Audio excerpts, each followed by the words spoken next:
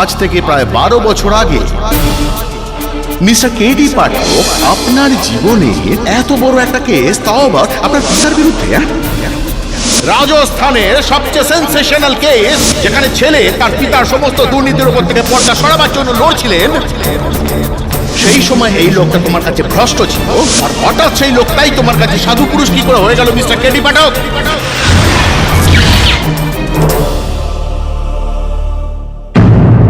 কি ভাবছিলে তুমি?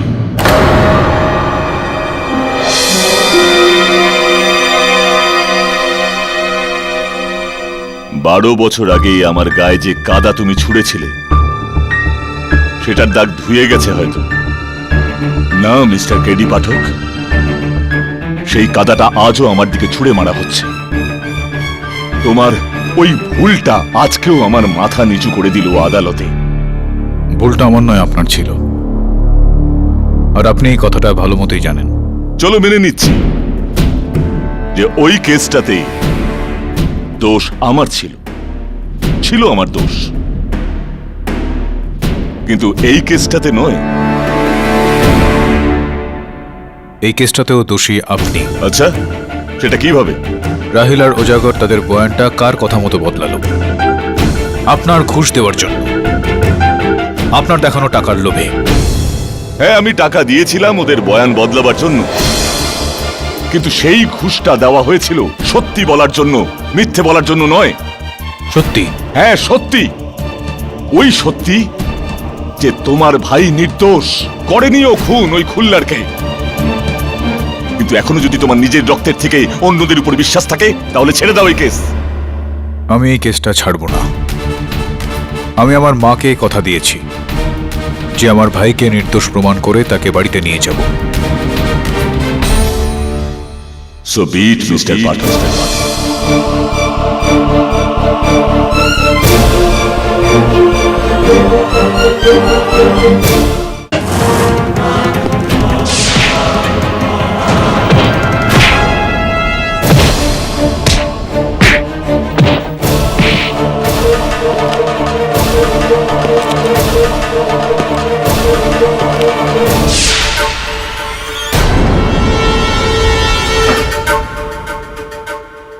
কি হলো? আদালতে আমার পাশা তোমরা দুজনে পাল্টে দিলে, তখন প্রাণের ভয় লাগে না? কি ভেবেছিলে তোমরা দুজনে যে রাজেন্দ্র টঙ্কের টাকা নিয়ে আর কাজ করবে না? আমাকে ক্ষমা করে দাও রাজেন্দ্র ভাই, ওই শেখাবত আঙ্কেল আমাদের বেশি টাকা দিয়েছিল। আমিও লোভে পড়ে টং সাহেব। আমি তোমাদের দুজনকে বুঝতে পেরেছি। তোমরা দুজনে কাবু হবে ধমকিতে, প্রাণের হুমকিতে।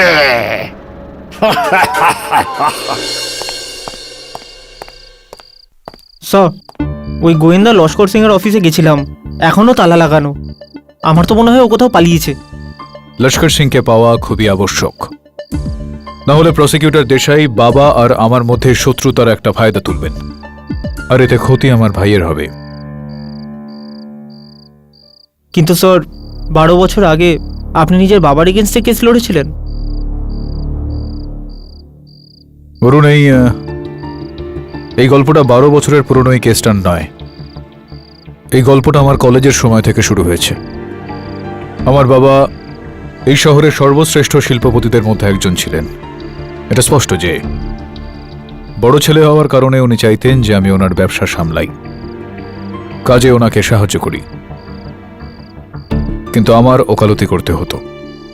উকিল হওয়া নিয়ে সবার আগে এই লড়াইটা আমার মা করেছিলেন। যদিও ওকালতি পড়তেই চায়, তাহলে পড়তে দাও। একদিন যখন খুব বড় উকিল হবে, তখন তোমারই নাম উজ্জ্বল করবে। আমার নাম উজ্জ্বল করবার জন্য আমার নিজেকে ছাড়া আর কারোর কোনো দরকার নেই। আমার ছেলেদের দয়া চাই না আমার নাম উজ্জ্বল করবে। এত কোটি টাকার ব্যবসা আমাদের, সেটা ছেড়ে উকিল উকিল খেলার চক্করে পড়ে গিয়েছে আমাদের বাবু। যাক, এখন তোমরা মা ছেলে ঠিক করেই ফেলেছো, ঠিক আছে, হতে দাও ওকে উকিল। এমনিতে আমাদের কোম্পানিতে আমাদের বিশ্বাসযোগ্য লয়ারের দরকার তো হয়েই থাকে। কিন্তু হ্যাঁ, ওকে বলে দিও পড়াশুনো শেষ হতেই ও যেন সোজা আমার কাছে আসে, আর কোথাও যাবে না।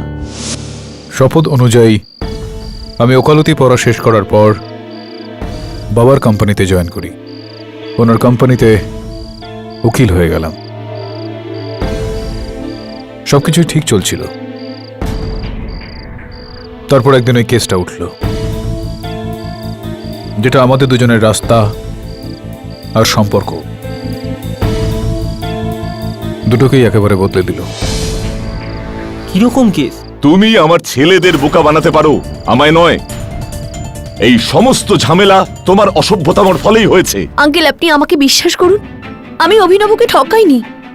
আমি সত্যি কোনো খুল্লারকে চিনি না। আমার বরখার উপর বিশ্বাস আছে, ও অভিনবকে ঠকাতেই পারে না। এ বাড়ির বউ হতে চলেছে। যখন বাড়ির ছেলেই বাড়িতে থাকছে না, তখন এই হবু বউ দিয়ে কোন কাজ হবে? বেরিয়ে যাও এখান থেকে। ভবিষ্যতে এখানে আসার সাহস যেন না হয়। Uncle please. I said leave. যাও।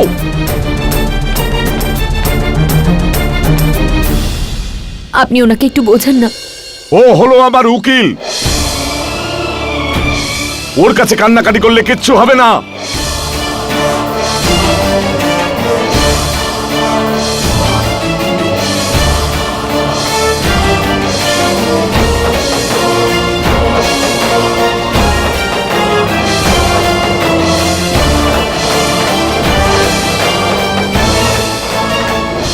বেরিয়ে যাও আমার বাড়ি থেকে।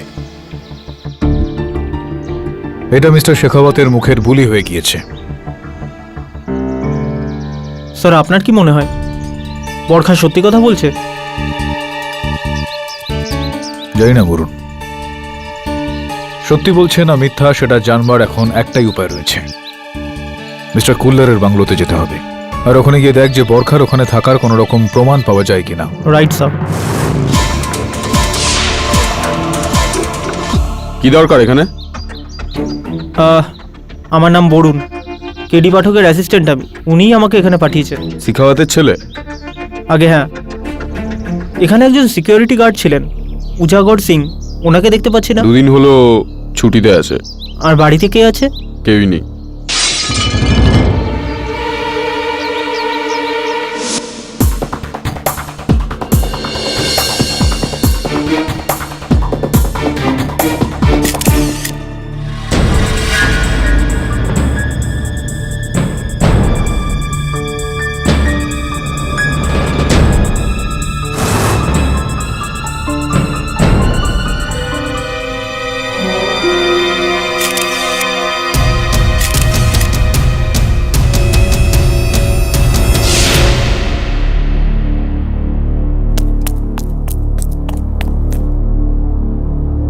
কে ওখানে?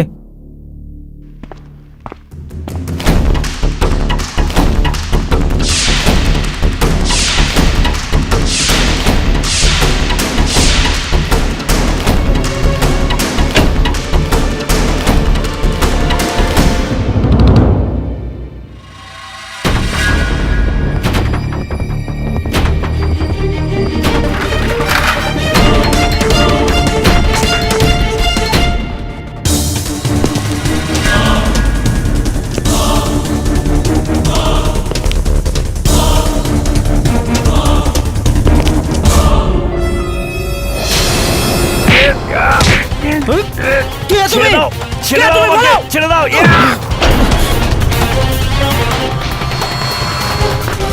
ধরো ওকে।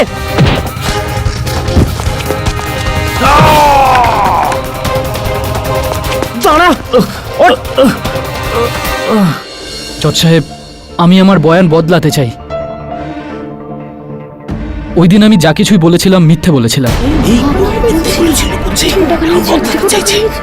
সত্যি হলো এটা যে ওই রাতে অভিনব আমার বাড়ি থেকে 11টার সময় নয়, 8টার সময় বেরিয়েছিল নিজের গান নিয়ে।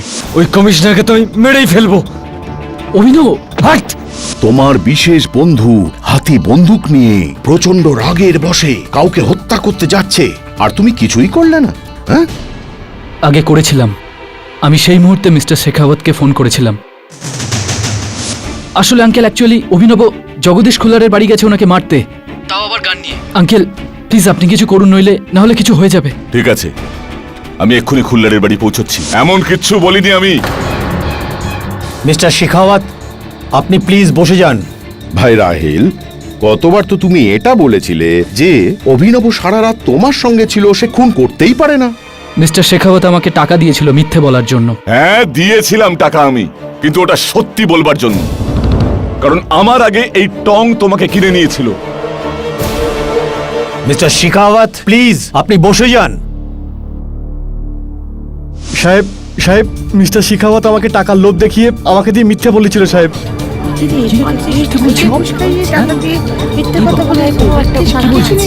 এখন আমাকে এটা বলো যে কি হয়েছিল সেই রাতে, বলো। সাহেব, ওই রাতে আমি গেটে ডিউটিতেই ছিলাম।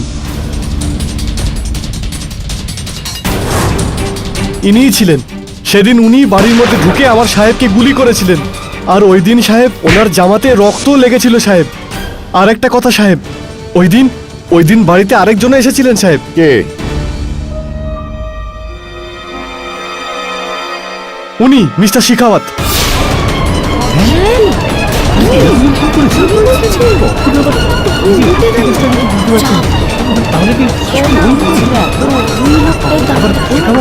সাইলেন্স। ইওর অনার, এবার তো ক্লিয়ার হয়ে গেল যে মিস্টার অভিনব মিস্টার খুল্লারকে হত্যা করেছিলেন, আর এই কেসটাকে প্রথম থেকে ধামা চাপা দেওয়ার চেষ্টা করছিলেন মিস্টার শেখাওয়াত। প্রথমে নিজের ছেলেকে সমর্থন করে, আর তারপর তাকে ঘটনাস্থল থেকে দূরে রেখে, আর এবার সাক্ষীদের কিনে নিয়ে। বাহ মিস্টার পাঠক, বাহ, দারুণ রঙিন পরিবার আপনার।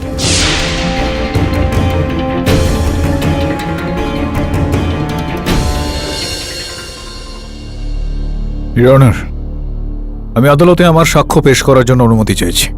অনুমতি দিলাম। দয়া করে আদালতকে আপনার পরিচয়টা দিন। আগে গোয়েন্দা লস্কর সিং। লস্করবাবু, 8ই জানুয়ারি রাতে আমার মক্কেল শ্রী অভিনব শেখাওয়াত আপনার অফিসে এসেছিলেন একটা কেস নিয়ে। এসেছিলেন? আগে কি কেস ছিল? উনি চাইছিলেন যে আমি ওনার হবু স্ত্রী বরখা দেবীকে ফলো করি। ওনার সন্দেহ ছিল যে বরখা দেবীর অন্য কারোর সঙ্গে সম্পর্ক এই আছে। বিষয়টার খোঁজ করেছিলেন আপনি? হ্যাঁ। কি পরিণাম বেরোলো আপনার খোঁজে? অভিনববাবু সন্দেহ ঠিক ছিল। বরখা দেবীর ডেপুটি মিউনিসিপ্যাল কমিশনার মিস্টার কুল্লারের সঙ্গে একটা সম্পর্ক ছিল। Point to be noted your honour. Laskar Singh Babu, এই কেসে আপনার সাক্ষ্য শুরু থেকেই যথেষ্ট ভালো ছিল। এতদিন ধরে আপনি কোথায় বেপাত্তা হয়ে গিয়েছিলেন? আগে আমি পালিয়ে গিয়েছিলাম ভয় পেয়ে। কি নিয়ে ভয় ছিল আপনার? আসলে যে রাতে মিস্টার কুল্লার মার্ডার হলেন সেই রাতে আমি ওনার সাথে দেখা করতে ওনার বাড়ি গিয়েছিলাম। কুল্লার সাহেব, কুল্লার সাহেব,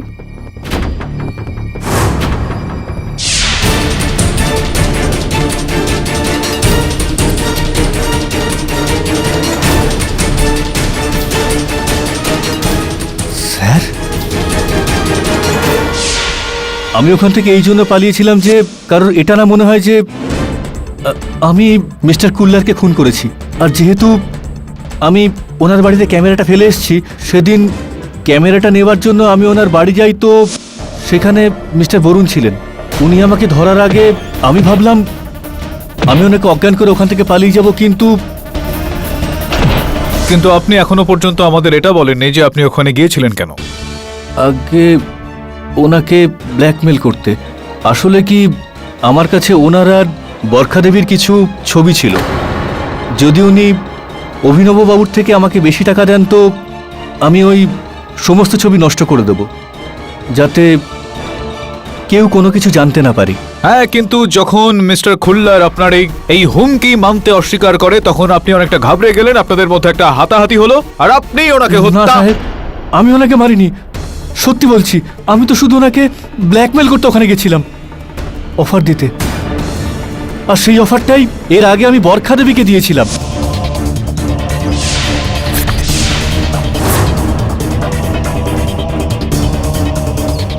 ছিঁড়ে ফেলুন ম্যাডাম, কপিও তো আছে, অরিজিনাল তো আমার এই ক্যামেরাতে রয়েছে। তাহলে বলুন, অফার মঞ্জুর নাকি? আমি তোমাদের মতো লোকেদের হুমকিতে ভয় পাই না, বুঝেছো? অভিনবকে আমি নিজের মতো করে হ্যান্ডেল করে নেব। Get lost. একটা ছোট সমস্যা রয়েছে লস্কর সিং বাবু। বরখা দেবীর বয়ান হলো যে আপনার সঙ্গে দেখা করা তো দূর, উনি মিস্টার খুল্লারকে চিনতেন না পর্যন্ত। মিথ্যে কথা বলছেন স্যার উনি। আমার কাছে ছবি আছে ওনার আর কুল্লার বাবুর। না তো কোথায় ওই ছবিগুলো? সেটা আমি ভয়ের চোটে পুড়িয়ে দিয়েছি, যাতে আমার নাম কুল্লার বাবুর সাথে না জড়ায়। তো যেই অরিজিনাল ছবিগুলো ছিল সেগুলো কোনো ডিস্কে ছিল, কোনো চিপে ছিল, কোথায় কোথায় সেই ছবিগুলো? আমার ক্যামেরাতে বন্দি ছিল, সেই ক্যামেরাটাই যেটা আমি কুল্লার বাবুর বাড়ি ফেলে এসেছিলাম। আর খুঁজেও আপনি পাননি বোধহয় সেই ক্যামেরাটা? আগে আগে আগে না। আর বিচিত্র বিষয় হলো এটা যে ওই ক্যামেরাটা পুলিশও ওই ঘটনাস্থল থেকে পায়নি, যেটার মানে এটা দাঁড়ায় যে কোনো ব্যক্তি ওখানে ওই ক্যামেরাটাকে খুঁজতে গিয়েছিল আর ওই ব্যক্তি ওখান থেকে ওই ক্যামেরাটাকে সরিয়ে দিয়েছে। আমি যখন মিস্টার খুল্লারকে চিনি না, আমি ওনার বাড়িতে ক্যামেরা নিতে কি করে যাব? না না না না, আপনি ওনাকে তো চিনতেন, কারণ লস্কর সিং বাবুর কথোপকথন অনুযায়ী আপনি ছিলেন ওই ছবিগুলোতে যেগুলো লস্কর সিং বাবু তুলেছিলেন। আর ওই ক্যামেরাটা খুল্লার সাহেবের বাড়িতে ফেলে এসেছিলেন, তো আপনি ক্যামেরাটা নিতে গিয়েছিলেন তো ওখানে? আগে না। না, আপনি গিয়েছিলেন ওখানে? না। আপনি যাননি? না যাই। আপনি কখনো খুল্লার সাহেবের বাড়ি যাননি? আগে না। শিওর? হ্যাঁ।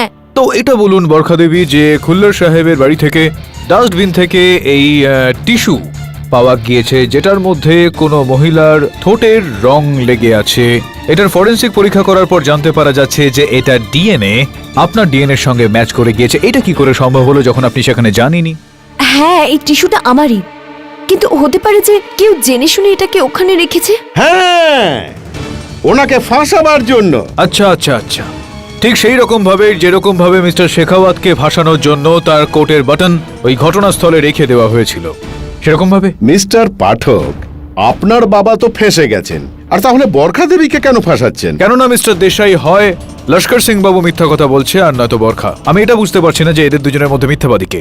আগে আমি সত্যি বলছি, আমার ওই খুল্লারের সাথে কোনো দেওয়া নেওয়া নেই। হ্যাঁ, না ক্যামেরা আছে না ছবি আছে, তাহলে প্রমাণটা করবেন কি করে? হ্যাঁ, রিওনার ক্যামেরাও ছিল আর ছবিও আছে, শুধুমাত্র ছবি নয়, ছায়া ছবিও রয়েছে।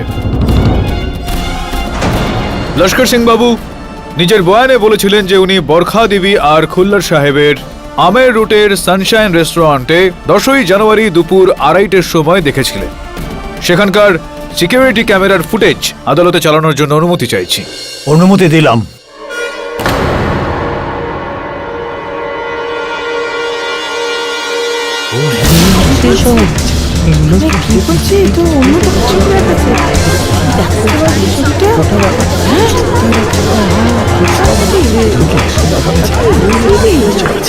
সাইলেন্স।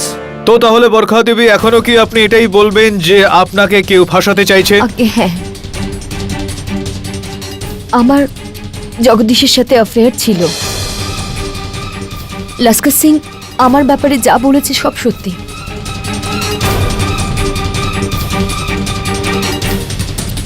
আমি মানছি আমি অভিনবকে ঠকিয়েছি, কিন্তু আমি কাউকে খুন করিনি। শিজলাইন, বিশ্বাসঘাতক, মিথ্যুক। এমনটা বলো না অভিনব, আমি সত্যি তোমাকেই ভালোবাসি। প্লিজ এই ভালোবাসা নাটকটা বন্ধ করো প্লিজ। দেখো অভিনব, আমি যদি তোমাকে ভালো না বাসতাম তাহলে হয়তো ওই সব কথা আমি পুলিশকে এতদিনে বলেই দিতাম, কিন্তু আমি চুপ করেছিলাম শুধু তোমার আর তোমার পরিবারের জন্য।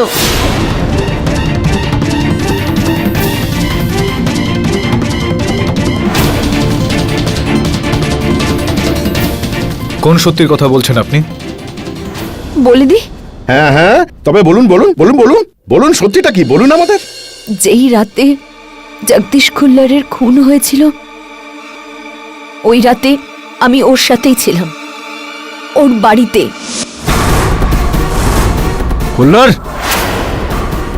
অভিনব, তুমি অভিনব, থামবে না গোল্ডি, চালাও গুলি। না অভিনব,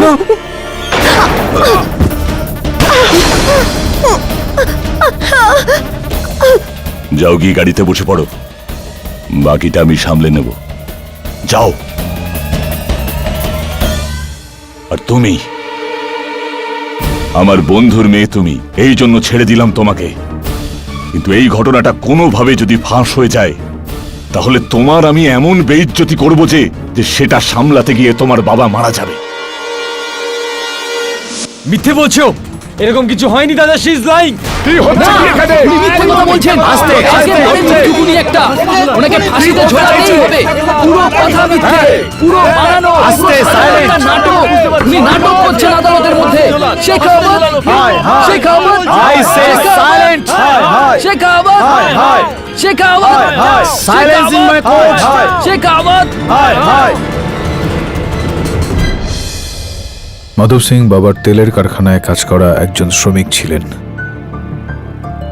একদিন মেশিনে ওর হাত ঢুকে যায় আর কেটে যায়। ওর কাটা হাতের জন্য শ্রমিকরা একটা বড় ক্ষতিপূরণ চায় আর হরতাল ডাকেন।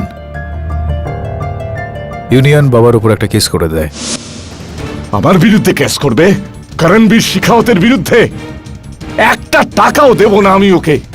ও জানেই না যে আমার উকিল হলো আমার ছেলে। বিলেত থেকে ওকালতি পড়ে এসেছে, হাড়ি ফাটিয়ে দেবে ওর আদালতে। কিন্তু বাবা, যখন এই ঘটনাটা ঘটে মাধব সিং ডিউটিতে ছিল। লেবার অ্যাক্ট অনুযায়ী তার সমস্ত ক্ষতিপূরণ তো দিতেই হবে। কিসের ক্ষতিপূরণ? আরে নিজের অসতর্কতাতেই নিজের হাতটা হারিয়েছে ও। মদের নেশায় চুর হয়ে ও ডিউটিতে এসেছিল। এই বিষয়টা আমি জানতাম না। এখন জেনে গেলে তো? এখন যাও, লড়ো। এই কেসটা একটা উদাহরণ হয়ে থাক প্রত্যেকটা শ্রমিকের জন্য যারা আমাদের ব্ল্যাকমেল করতে এখানে চলে আসে। গো অ্যান্ড ফাইট মাই বয়। তদন্ত করার পর জানতে পারা গেল যে মাধব সিং এর ভুল ছিল না। উনি ওই দিন নেশাগ্রস্ত ছিলেন না। ত্রুটি আমাদের কারখানার মেশিনারি ছিল, যে কারণে মাধব সিং আর ওর 8 সদস্যের পরিবার তারাও ক্রমে মৃত্যু মুখে চলে গেল। মানে ওর ক্ষতিপূরণ পাওয়া উচিত ছিল। কিন্তু আমি যখন তাকে এই কথাটা বলি তো উনি সোজাসুজি এটা না করে দিলেন। বললেন যে যদি আমি কেসটা না লড়ি তো ছেড়ে দিতে। উনি কোনো অন্য উকিলকে নিয়োগ করে নেবেন। কিন্তু আমি এই অন্যায়টা সহ্য করতে পারলাম না। আমি কেসটা লড়লাম, কিন্তু মাধব সিং এর পক্ষে। নিজের বাবার কোম্পানির এগেনস্টে? হ্যাঁ, কেসটা জিতে আমি মাধব সিংকে তার ক্ষতিপূরণটা তো দিলাম, কিন্তু এই জয়টা আমার জীবনের সব থেকে বড় হার ছিল। সবচেয়ে বড় পরাজয় তো আমার হয়েছিল। ওই দিন আমি আমার বড় ছেলেকে হারাই, আর আজ নিজের ছোট ছেলে আর স্বামীকে হারাচ্ছি। এরকম কিছু হবে না মা, তুমি চিন্তা করো না। আমি খুব শীঘ্রই অভিনব আর বাবাকে ঘরে ফিরিয়ে আনবো। কথা দিলি? কথা দিলাম। আর ওদের সঙ্গে তুইও বাড়ি ফিরে আসবি? কথা দে। সত্যমেব জয়তে। সত্যির সব সময় জয় হয়, এটাই ছিল তো তোমার কথা। আর হয়তো গত 12 বছর ধরে তুমি এটাই বুঝতে পারোনি যে এই পৃথিবীর সব থেকে বড় সত্যি হয়ে থাকে না অন্তরাত্মা, না ভগবান, না আদর্শ, বরং সব থেকে বড় সত্যি হলো টাকা। আর সেটাই আদালতে আজ তুমি দেখলে এবং শুনলে। তুমি তোমার নিয়ম কানুনের পতাকা নাড়াতে থাকলে আর ওই টঙ্ক সবার চোখের সামনে নিজের টাকা দিয়ে পুরো আদালতকে কিনে নিয়ে চলে গেল। তুমি কিচ্ছু করতে পারলে না মিস্টার পাঠক, কিচ্ছু না। এবার তো বোঝো টাকার মূল্য। কিরকম মূল্য? লক্ষ কোটি মানুষের কাছ থেকে লক্ষ কোটি টাকা পাওয়া যাবে, কিন্তু সত্যি কটা লোকের মধ্যে পাওয়া যায়? যে বস্তুটা সত্যি দিয়ে পাওয়া যায় সেটা টাকা দিয়ে কেনা যায় না। ন্যায়দণ্ডের সাহায্যে যদি মাপা যায় তো সত্যির ওজন টাকার থেকে অনেক বেশি। এই কেসটা আমি জিতবই, আপনার শক্তি আর সম্পত্তির ওপর ভিত্তি করে নয়, আমার সত্যের সাহায্যে। দেখবেন আপনি। ওয়ান্স এট ফ্লোর।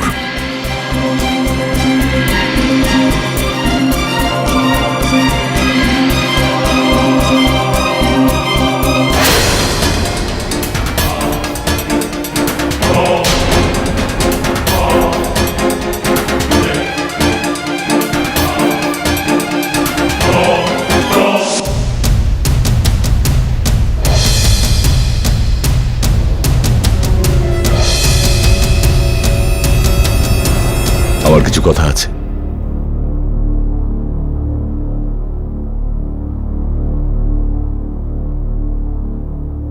এখনো সময় আছে, তোমার এই সততার জেদটা ছেড়ে দাও আর এই কেসটাকে আমায় নিজের মতন করে হ্যান্ডেল করতে দাও। দিল্লি অব্দি যোগাযোগ আমার। 4 দিনের মধ্যেই টঙ্ক আমার জায়গায় জেলের ভেতর থাকবে। সেটারও দরকার হবে না। তোমার জেদ তোমায় নিয়ে ডুববে, আর সাথে আমাদেরও।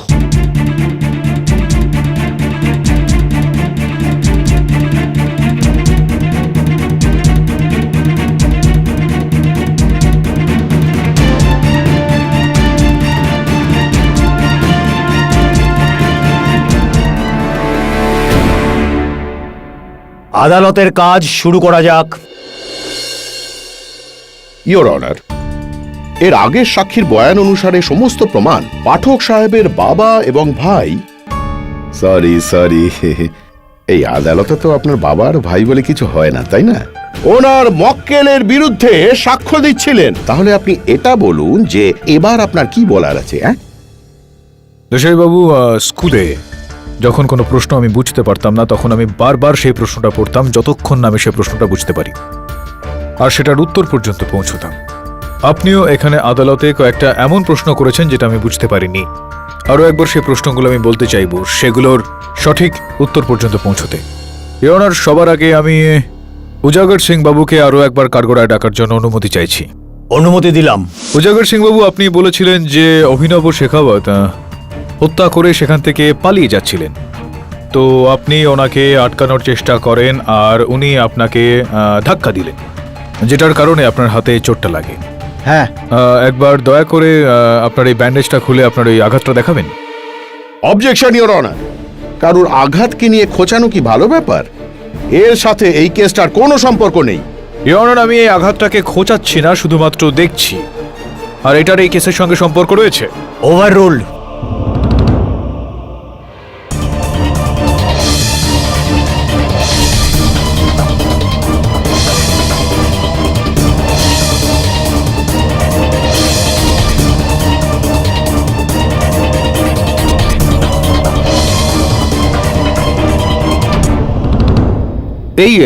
এই যে আঘাতটা রয়েছে, এটা দেখে এরকম তো মনে হচ্ছে না উজাগর সিং বাবু যে আমার মক্কেল আপনাকে ধাক্কা মারার পর আপনি মাটিতে পড়ে গেলেন আর আপনার হাত ছেঁচড়ে গেল মাটিতে। যখন মাটিতে হাত ছেঁচড়ে যায় তখন তো আঁচড় পড়ে, তো আপনার হাত কেটে গেছে। আর তাছাড়াও কুল্লার সাহেবের বাড়ির বাইরে যে মাটিটা রয়েছে সেটা তো চকচকে, তো ওখানে পড়ে গিয়ে হাত ছেঁচড়ে গিয়ে এরকম ভাবে কেটে যাওয়া তো অসম্ভব এক প্রকার।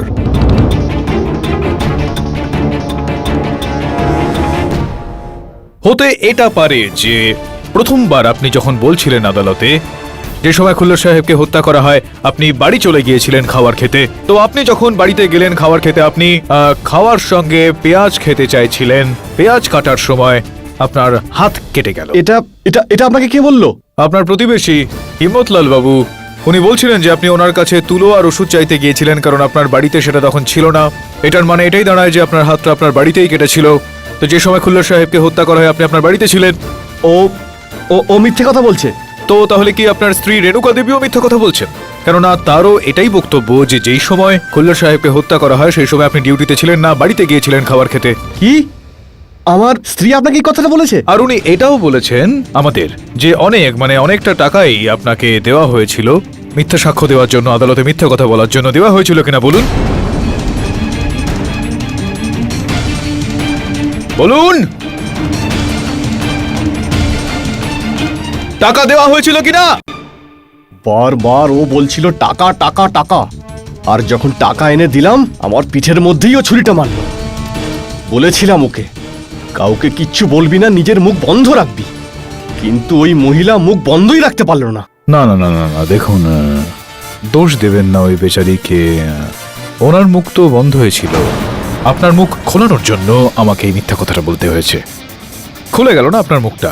চলুন এবার খোলা মুখ দিয়ে বলে দিন যে কে আপনাকে টাকা দিয়েছিল এই মিথ্যা কথাটা বলতে, আমার মক্কেলের বিরুদ্ধে মিথ্যা সাক্ষ্য দিয়ে তাকে ফাঁসানোর জন্য।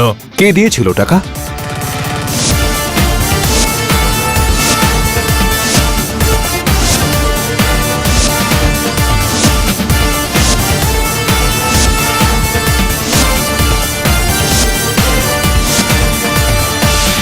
রাইল সাহেব, আপনি বলেছিলেন যে আমার মক্কেল অভিনব শেখাওয়াত আপনার সঙ্গে রাত 8টা পর্যন্ত ছিলেন, যার পর হাতে বন্দুক নিয়ে রাগান্বিত হয়ে উত্তপ্ত হয়ে ইনি খুল্লর সাহেবের বাংলো পর্যন্ত চলে গিয়েছিলেন তাকে হত্যা 9টার কাছাকাছি, রাইট?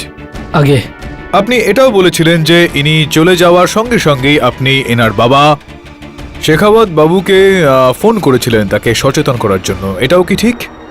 হ্যাঁ। এটা সম্ভব নয় রাইল সাহেব, কেননা আপনার ফোন কলসের রেকর্ড অনুযায়ী আপনার মোবাইল ফোন থেকে কোনো ফোন কল যায়নি। এটা দেখুন, ওই সময় আপনি কোনো ফোন করেননি।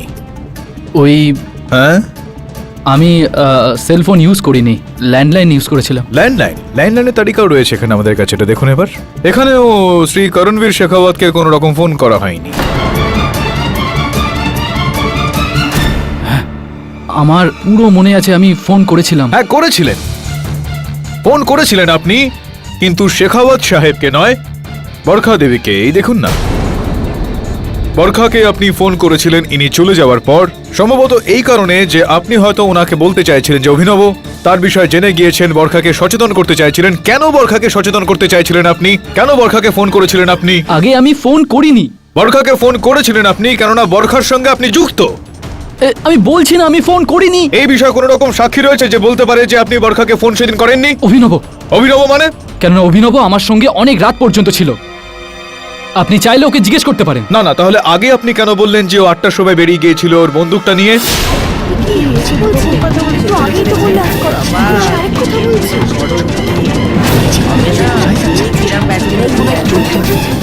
মানে প্রথমে মিথ্যা কথা বলছিলেন আপনি? মিথ্যা কথা বলছিলেন আপনি? মিথ্যা কথা বলছিলেন কিনা? কার কথা মতো মিথ্যা কথা বলছিলেন? মিস্টার ডং।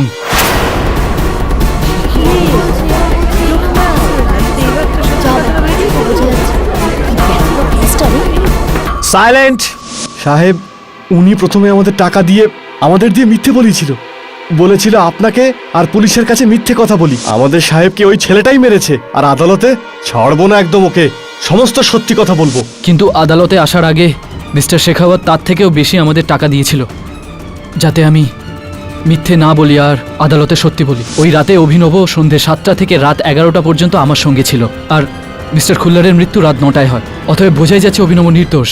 আর তারপরে টং সাহেব আমাদের এত মার মারলো যে ভয়ের চোটে সাহেব আমরা আমাদের বয়ান বদলে দিই। আর এইবার মিস্টার শেখাওয়াতকেও ফাঁসিয়ে দিই। তো ডং সাহেব, এখন তো আপনি বুঝতেই পেরে গিয়েছেন যে সত্যের শক্তির সামনে টাকার কোনো মূল্য নেই। হ্যাঁ, আমি এই দুজনকে দিয়ে মিথ্যে সাক্ষী দেওয়াই, কারণ শেখাওয়াত হলো আমার শত্রু, আর শত্রুকে চোট দিলে আমার কোটি টাকার লাভ হতো।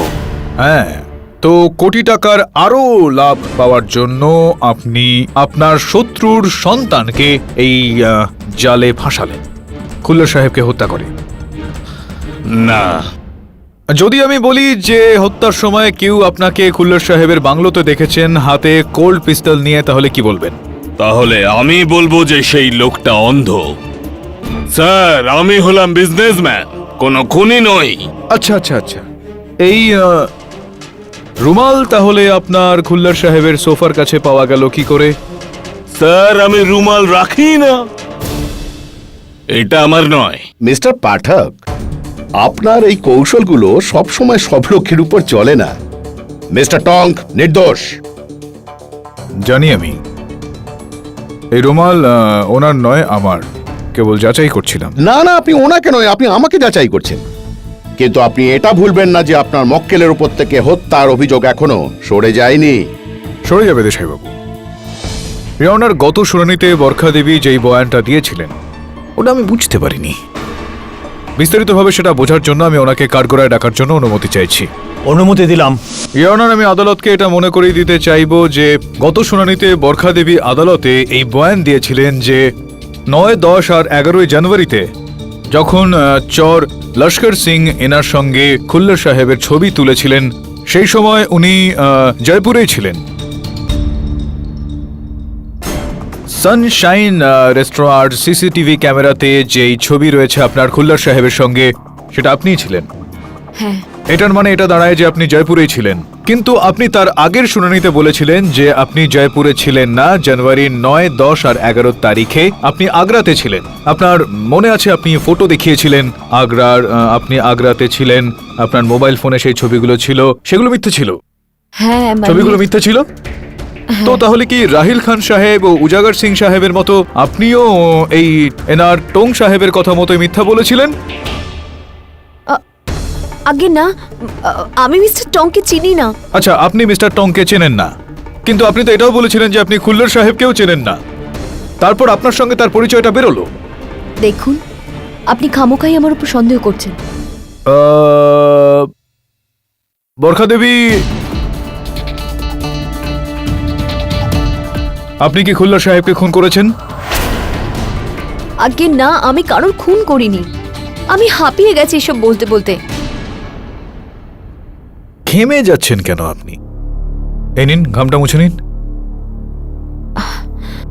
এই যে আমি আপনার সঙ্গে দেখা করেছিলাম, আপনার সঙ্গে কথাবার্তা হয়েছিল আমার, সেই সময় আমি আপনাকে যখন রুমালটা দিয়েছিলাম আপনি ডান হাত দিয়ে নিয়েছিলেন, এবার বাঁ হাত দিয়ে নিলেন। আরে পাঠক সাহেব, আরে ছাড়ুন না এসব, হ্যাঁ না তেনা ডাইনে বা এসবে কি এসে যায়?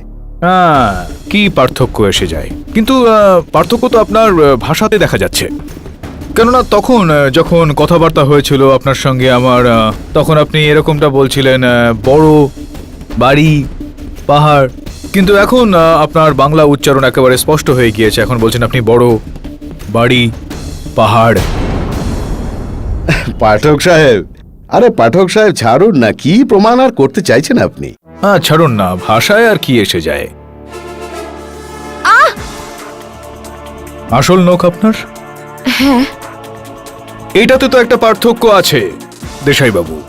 কেননা তখন যখন এই রুমালটা আমি আপনাকে দিয়েছিলাম, ভাষা আপনার সঙ্গে ছিল না, তখন আপনার নখটা খুবই ছোট ছিল।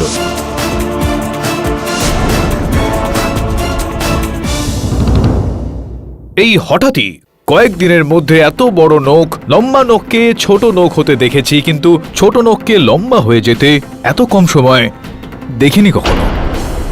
মিস্টার পাঠক, আপনার ইশারা কার দিকে? আমি বুঝিয়ে বলছি, ইওর অনার। অভিনব, আমি চাইবো যে তুমি বরখাকে এমন কিছু প্রশ্ন জিজ্ঞেস করো যেটার উত্তর তোমরা দুজন ছাড়া আর কারোর কাছে না থাকে। বরখা, এটা বলো, আমরা প্রত্যেক বছর নিজেদের অ্যানিভার্সারি সেলিব্রেট করি। যেদিন তোমায় আমি প্রপোজ করলাম সেই দিন কত তারিখ ছিল? হ্যাঁ, বলছি তো আমি। হ্যাঁ বলুন বলুন, ভেবেচিন্তে বলুন, সময় নিন আপনি। হ্যাঁ, ওই ওই তারিখ আমি বাস। বরখা, তোমার তো মনে থাকা উচিত, তাই না? প্রত্যেক বছর তো তুমি আমাকে মনে করিয়ে দাও, তোমার কেন মনে নেই?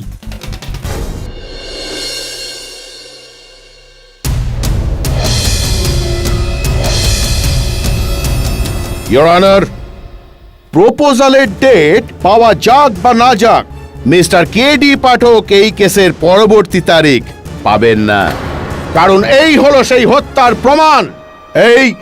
এই কোল্ট 911 পিস্তল আর এই টি শার্ট যেটা রক্ত লেগে আছে, যেগুলো মিস্টার অভিনব শেখাওয়াতের।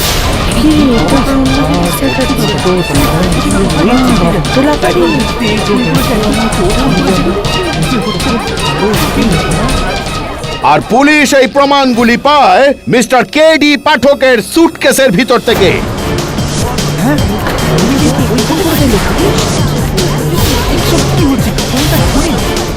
আর এই সুটকেস তারা পায় ওনার বাবা মিস্টার করণবীর শেখাওয়াতের বাড়ি থেকে।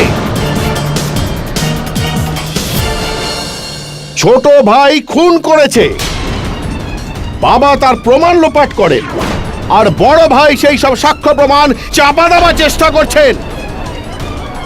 তিনজনের তিনজনই মিলে এই কাজ করছেন, ইওর অনার। কেস শেষ।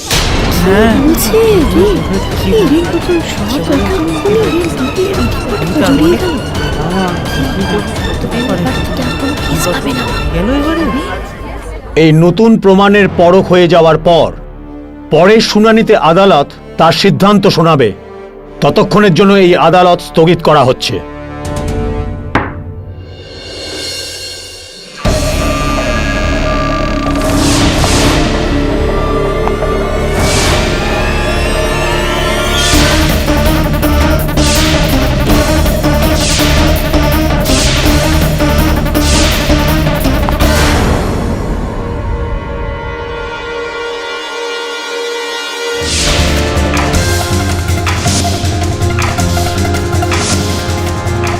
এই কেডি পাঠকও আসল ঘটনাটা আন্দাজ করতে পারছে।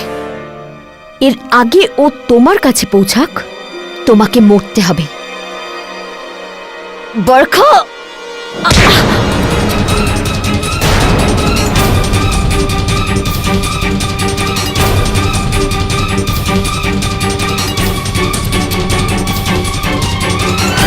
আসুন ইন্সপেক্টর সাহেব।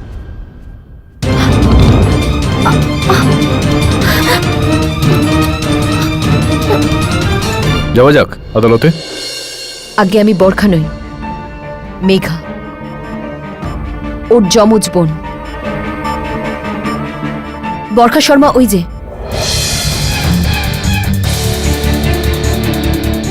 আসলে অনেক ছোটবেলায় আমাকে আর মেঘাকে দুটো আলাদা আলাদা পরিবার একই অনাথ আশ্রম থেকে দত্তক নিয়েছে।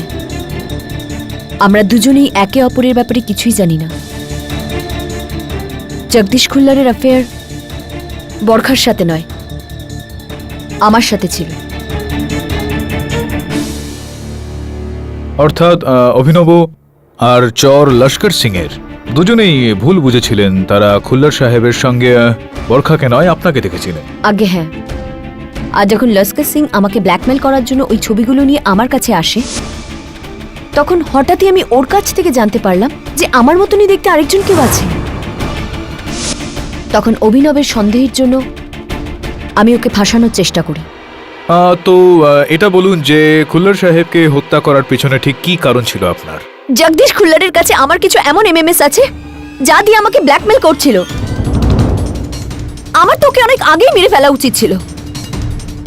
তারপরে আমি ভাবলাম যে ওকে আমি এমন ভাবে মারবো যে পুরো সন্দেহ অভিনবের ওপর যাবে। এই জন্য প্রথমে আমি অভিনবর বাড়িতে যাই বরখা সেজে। কেউ বুঝতেই পারিনি। আর তারপর আমি ওর ঘর থেকে ওই গানটা চুরি করে নিই।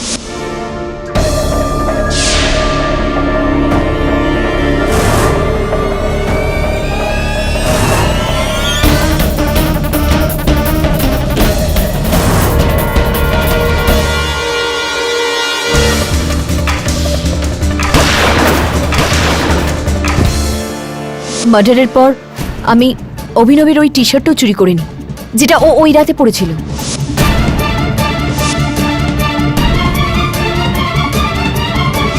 তারপর তার উপর জগদীশ খুল্লারের লাশ থেকে নেওয়া রক্তও লাগিয়ে দিই।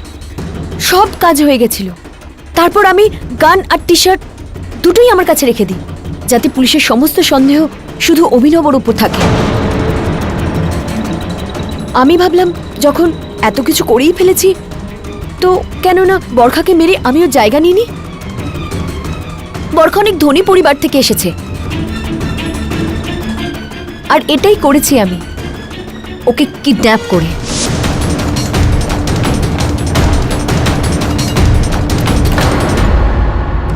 তুমি? আর তারপর ওই টি শার্ট আর গান আমি আপনার সুটকেসে লুকিয়ে রাখি। যদি একবার ওটা পুলিশ পেয়ে যেত, তাহলে অভিনবের উপর জগদীশ খুল্লারের খুনের অভিযোগটা প্রমাণ হয়ে যেত। আর তারপর আমি আমার সারাটা জীবন বরখা সেজে ধনী হয়ে বাঁচতাম। কিন্তু আফসোস তো এখন আপনার বাকি জীবনটা পুরোই গরদের পেছনে কাটাতে হবে। The defence রেস্টস your honour. এই আদালত মিস মেঘাকে জগদীশ খুল্লারের খুনের অভিযোগে দোষী সাব্যস্ত করে শীঘ্রই হেফাজতে নেওয়ার আদেশ দিচ্ছে। আর মিস্টার অভিনব শেখাওয়াত আর করণবীর শেখাওয়াতকে সসম্মানে মুক্ত করছে। The case is closed.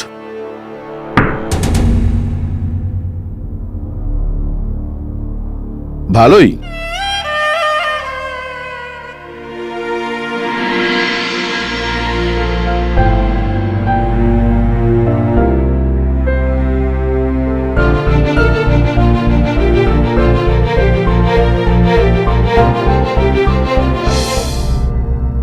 Ticket নিয়ে নিয়েছিস তুই? হ্যাঁ স্যার।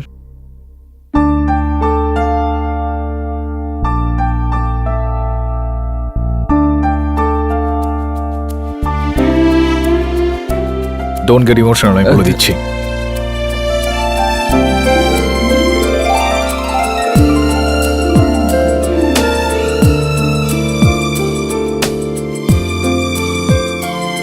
তুই যাস না। মা, জয়পুরের কতটা দূর? এতটা দূর যে 12টা বছর লেগে গেল তোর আসতে। বাবা নিজের ঘরে আছে।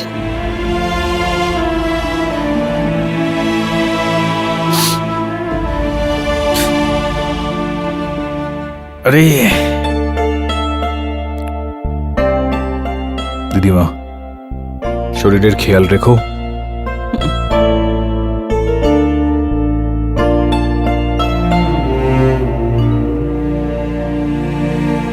দাঁড়াও,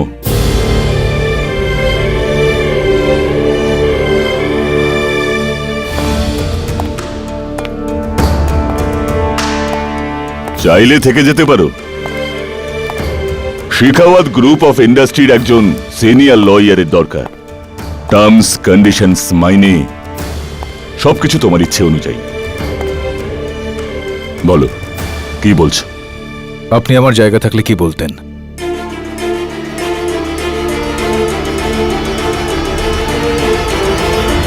না বলে দিতাম। খুব জেদি তুই। বাবার মতোই হয়েছে।